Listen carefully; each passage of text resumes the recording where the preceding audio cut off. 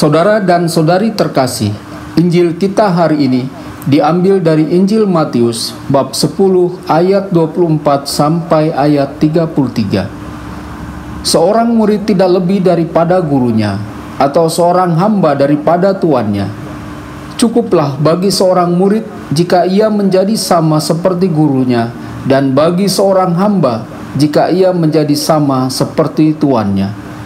Jika tuan rumah disebut Beelzebul, apalagi seisi rumahnya. Jadi janganlah kamu takut terhadap mereka, karena tidak ada sesuatu pun yang tertutup yang tidak akan dibuka, dan tidak ada sesuatu pun yang tersembunyi yang tidak akan diketahui. Apa yang kukatakan kepadamu dalam gelap, katakanlah itu dalam terang, dan apa yang dibisikkan ke telingamu, beritakanlah itu dari atas atap rumah. Dan janganlah kamu takut kepada mereka yang dapat membunuh tubuh, tetapi yang tidak berkuasa membunuh jiwa.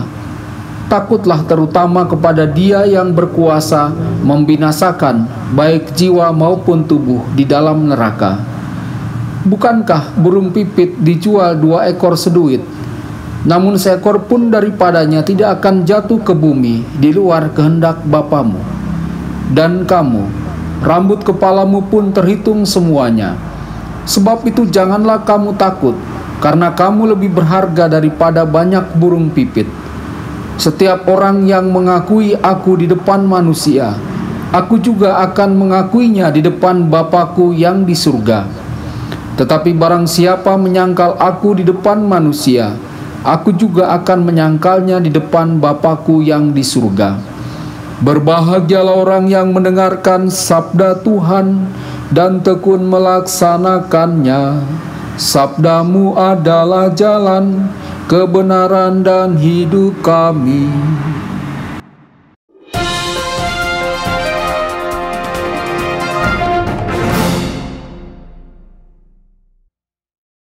Saudara dan saudari dimanapun Anda berada, jumpa lagi dengan saya Romo Tedens dalam saluran Warta Kabar Sukacita.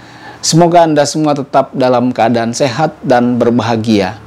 Saudara dan saudari, Injil hari ini diambil dari Injil Matius bab 10 ayat 24 sampai 33. Injil hari ini menyajikan kepada kita pelbagai bentuk petunjuk Yesus kepada para muridnya. Ada 2 peringatan dari Yesus kepada para muridnya. Pertama, peringatan adanya penganiayaan dan penderitaan yang harus mereka tanggung. Dan yang kedua, sebanyak 3 kali Yesus mengatakan kepada para muridnya untuk tidak takut. Ayat 24-25. Penganiayaan dan penderitaan yang menandakan kehidupan para murid. 2 ayat ini merupakan bagian akhir dari peringatan Yesus kepada para murid mengenai penganiayaan. Para murid harus tahu bahwa karena menjadi murid Yesus, mereka akan dianiaya. Tetapi hal ini hendaknya tidak menjadi alasan bagi mereka untuk takut, karena seorang murid hendaknya mencontoh kehidupan sang guru dan ambil bagian dalam penderitaannya. Ini adalah bagian dari hidup murid Yesus. Seorang murid tidak lebih besar dari gurunya, atau hamba lebih besar dari tuannya. Para murid hendaknya bertumbuh menjadi seperti gurunya, dan hamba seperti tuannya. Para murid Yesus harus khawatir jika dalam hidupnya tidak ada penganiayaan atau penolakan. Lalu ayat 26-27. Jangan takut kepada mereka yang membunuh tubuh. Para murid Yesus hendaknya tidak takut terhadap mereka yang dapat membunuh tubuh, yang dapat menyiksa, yang dapat menyerang dan menyebabkan penderitaan. Mereka yang menyiksa dapat membunuh tubuh, tetapi mereka tidak bisa membunuh kebebasan dan roh yang ada dalam tubuh. Mereka memang takut, tetapi rasa takut akan penderitaan dapat membawa mereka untuk menyangkal pada kebenaran, dan dengan demikian juga akan menyangkal kehendak Allah. Lalu ayat 29-31. Jangan takut, tapi percayalah kepada pemeliharaan Allah. Para murid hendaknya tidak takut apapun karena mereka berada di tangan Allah. Yesus meminta mereka untuk melihat burung-burung di udara. 2 burung pipit dijual seharga 1 sen. tetapi tidak satu pun dari mereka akan jatuh ke tanah tanpa sepengetahuan Bapa.